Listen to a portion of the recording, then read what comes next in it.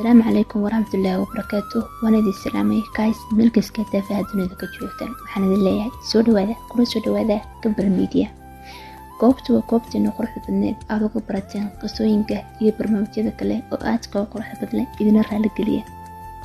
maanta barnaamijkeena waa sida qisadan waxay la soo wadaagay wiil Soomaaliyeed kuna nool wadanka Soomaaliland gaar ahaan magaalada Gabiley. qisadana waxay ku bilaabmaysaa sidatan: aniga iyo Deeqo waxaanu iska baranay social media. aniga Deeqo muddo yar oo kooban ka bacdiisa waxaanu noqonay laba qof oo ku wada hadla xushmad, farxad, kala dambeyn iyo qadarin. farxadii badaneed aan aniga u qabay Deeqo ama aan ku faraxsanaa Deeqo waa ay sii siyaatay waana jeclaaday. aniga oo jecel Deeqo ayaa haddana anigoon u sheeganin jacaylkayga ayaa waxaan weydiiyey in ay leedahay xiriir iyo in kale. waan weydiiyey waxaana igu dhahday malihi wax xiriira waayo waxaan ahay qof dhaawacan. ilaa aniga gabadhan aan jecelahay waa gabar uu qalbigeedu xoog u gubanayo. waan weydiiyey waxaana ku dhahay abaayo ka waran ani haddaan qalbigaaga dhayo, balse laakiin jawaab iyada waxay dhahday Naasir aniga hadda uma jeedo wax xiriir ah. ugu dambeyn waxaan dhahay Deeqo oo ku baryay aamin waayo maxaa yeelay aniga waxaan ku qabaa jacayl dhaba waxaana ku hayaa dareen dhaba. Deeqo muddo badan waxay igu adkaysay xiriirka. ugu dambeyn way aqbashay. gabadhii Deeqa ahayd hal shuruud ayay ku xidhay wiilkii Naasir.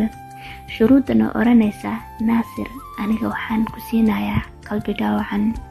Naasir aniga maaha qofka kula hadlaya ee qalbigayga ayaa kula hadlaya. ma ka ballan qaadi kartaa in aad farxaddii hore aad u soo celinayso? Naasir wuxuu ku jawaabay adduunku waa maalmo, maalmahaasna waxaan kaaga ballan qaadayaa inaad farxad ku dhamaysan doonto marnana aanad kaa fogaanaynin.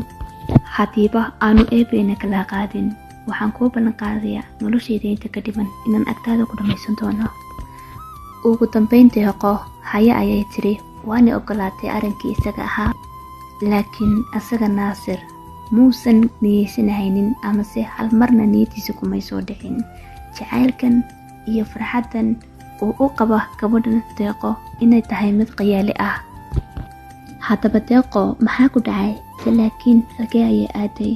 haddaba Deeqo waxaa ka xumaaday taleefankii ay kala soo xiriiri jirtay wiilka Naasir. haddaba wiilkii Naasir muddo 2 bilood ah ayaa wuxuu u oomanaa si uu u maqlo codkeeda oo kaliya. Naasir wuxuu dhahayaa waxaan u xiisay dhoolla-cadaynteedii iyo arageedii iyo wejigeeda quruxda badnaa iyo hadalka ay mar walba igu dhihi jirtay waan ku jeclahay.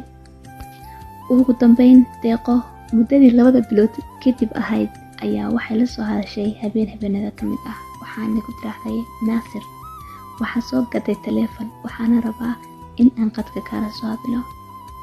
run ahaantii arrinkaa isaga ah aad ayuu ugu farxay. Naasir iyo Deeqo muddo aad u dheer kana kooban 2 bilood laga soo gudbay ay ku dheehan tahay samir iyo dulqaad oo midba midka kale u dulqaadanayo una samraayo ilaa waayo kala fogaanshaha danta keentay.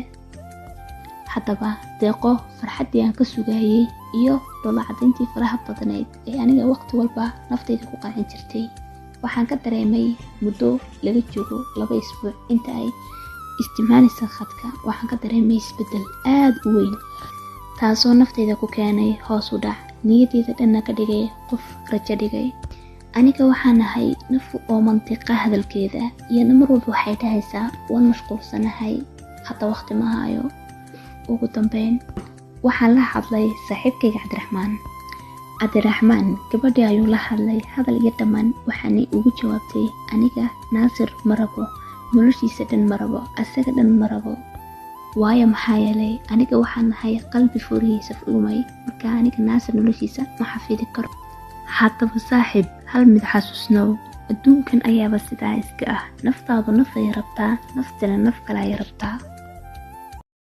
midiyad hurdada uga gohday kama aku diiday midiyad geeyaha كونا عذيه قربك إيجايسي مدينا بركة كوكيساتي كاليستبو قادي قلبت بهدي كاتاقتيو قعنتك أتاكتي حتى ديموتوغي ردو مربي نولا شدان تاي نافيا هاي قول دردو هاي ساتا هاي قنونو عي